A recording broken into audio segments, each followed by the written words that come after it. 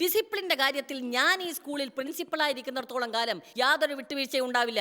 വേണ്ട, ഫീസിന്റെ കാര്യത്തിൽ മാത്രം ഒരു വിട്ടുവീഴ്ച ചെയ്താൽ മതി. നിങ്ങളെ പോലെ ഇത്ര ചീപ്പായിട്ട് സംസാരിക്കുന്ന പേരൻസ് ആണ് നമ്മുടെ കൾച്ചറിനെ നശിപ്പിക്കുന്നത്. ആട്ടെ, എന്താ നിങ്ങളുടെ ജോലി? ഓട്ടോ ഡ്രൈവറാ. ഓഹോ, അതാണ് ഇത്ര ചീപ്പായിട്ട് സംസാരിച്ചത്.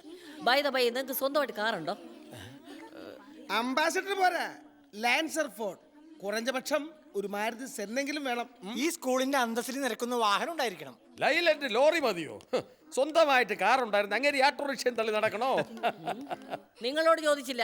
ലക്ഷ്മിപുരം കൊട്ടാരത്തിലെ കോഴിത്തമ്പരാക്കന്മാരാ. ഞാൻ കൊട്ടാര സൂപ്രണ്ട് കൊച്ചുണ്ണി. കണ്ടിട്ട് മൊത്തം ഒരു ചീപ്പ് ലുക്ക്. ആ കുട്ടിയെ താഴെ ഇറക്ക്. ഇതെന്താടേ പോലീസ് സ്റ്റേഷനോ?